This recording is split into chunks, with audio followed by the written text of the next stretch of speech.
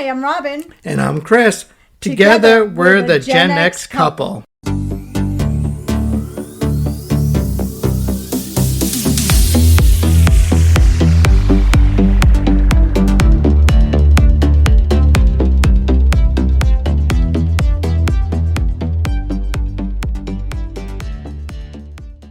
Hey guys. Take one. Hello, everyone. We've been killing it on the take ones. We had one a few weeks ago, but we've been doing really good getting it on the first try. We're growing up, Christian. Chris. I forget. You guys know him as Chris, but he is Christian in real life, and I call him Christian. It's hard to remember Chris because I don't call you Chris. Anyway, today we're diving into some of the dumbest laws in the United States. And trust me, you guys, these laws will make you scratch your head and wonder who thought this was necessary. Now, we all know laws are meant to keep order in society, protect people, and make sure things run smoothly. But sometimes, just sometimes, lawmakers go off the rails and pass regulations that make absolutely no sense. And the craziest part, some of these laws are still technically in effect today. All right. Let's start by taking a road trip across the U.S. and looking at some of the strangest laws that are technically still on the books. And yes, these are all real laws, though enforcement is another question entirely. In Alabama, they have a law that says no ice cream in your back pocket on Sundays. That's right, you guys. In Alabama, it's illegal to have an ice cream cone in your back pocket on a Sunday. Now, this law actually dates back to horse theft. Back in the day, sneaky thieves would put ice cream in their back pockets to lure horses away from their owners. And since stealing a horse was a serious crime, lawmakers thought it was best to outlaw the ice cream trick altogether. The Sunday part? Who knows? Maybe they just wanted to keep the Sabbath horse theft free. That's a weird one, right? And in Alaska, it's illegal to wake a sleeping bear to take a photograph. And honestly, this law makes a bit sense, but if you're dumb enough to poke a bear just for a selfie, you got bigger problems than breaking the law. Very true. I can't believe they had enough people waking actually doing this that they had to make a law about it. There are some dumb people out there, but seriously, guys, never wake a bear. Don't even go near a bear. Seriously, that's terrifying. In Arizona, they have a law that prohibits donkeys from sleeping in bathtubs. And no, I'm not making this up. Apparently, back in 1924, a rancher's donkey wandered into a bathtub and fell asleep. A nearby dam broke, causing a flood that carried the bathtub, donkey and all, miles away. The town had to mount a massive rescue effort, and rather than accept that weird things just happen sometimes, they made a law against donkeys taking naps in a bathtub. That's insane. That is insane. Imagine seeing a bathtub float by with a donkey in it, though. That's pretty cool. That might be an episode in Yellowstone. I was going to say, this day and age, we'd all have videos of it on TikTok. Yeah. We'd all go viral with something like that.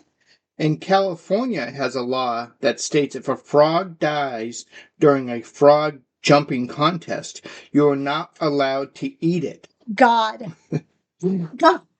This law originated from the famous Calvers County Frog Jumping Contest, inspired by Mark Twain's short story, The Celebrated Jumping Frog of Calvers County. Calaveras. I might be wrong. I don't know. The lawmakers must have been concerned about contestants trying to make the best of a bad situation by turning their losing frog into dinner. No, thank you. Actually, I did eat frog legs once and they tasted like chicken, but I'm good. Frogs are kind of slimy. I've never. Yeah, I know. Yeah. And just like alligator? Yeah. We're circling back to the confession that he talked about in his birthday episode, where he said that he just pretended to eat the alligator. But I really ate it and it was slimy and it was gross. And I did it. I took one for the team. Because at least now I can say I ate alligator. Well, Keeps being frogs. I don't need to say that. I'm going to stick with burgers. Thank you very much. In Connecticut, a pickle must bounce to be considered a true pickle. This law dates back to the 1940s when two men were caught selling fake pickles. Authorities tested them by dropping them on the ground, and when they didn't bounce, they were deemed counterfeit. So the law was put into place to ensure all pickles meet the bounce test. Should we do that when we go to Robin and James's house? Should we test the pickles by bouncing them off the ground? Our sister, well, your sister, my sister-in-law and brother-in-law live in Connecticut, so They make their own pickles. Wait, they do? Yeah. So we could try and see if their homemade pickles bounce. Ben, I know you're listening to this. You need to make a video next time you make pickles. Have the kids see if they can bounce some pickles. Yes. Anyway. Now that we've covered some of the weirdest state laws, let's zoom in and look at some bizarre city ordinances that will have your head shaking. Also, I'm Robin and I have a sister-in-law named Robin. I should have said that. I wasn't talking to myself. Anyway, it's very confusing at family parties because most of the time when somebody says Robin, they're talking to the real Robin. Not that I'm not the real Robin. Very confusing at family parties, especially for me. In Gainesville, Georgia, it's illegal to eat fried chicken with a fork. What? That's wild. That is wild. I wrote this and that just took me aback.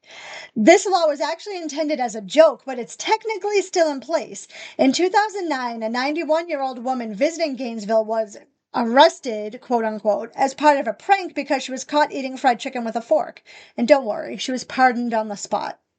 And if you ever feel like a midnight fishing trip in your favorite pair of pajamas, well, don't do it in Chicago. There's an old law on the books that says fishing in your pajamas is illegal. Now, why someone thought this was a problem that needed intervention, we may never know. Now, if they would only make a law that says it's illegal to wear your pajamas in Walmart, then we'd be good to go. Back in 1902, New York City passed a law that made flirting in public illegal. If caught, you could be fined $25.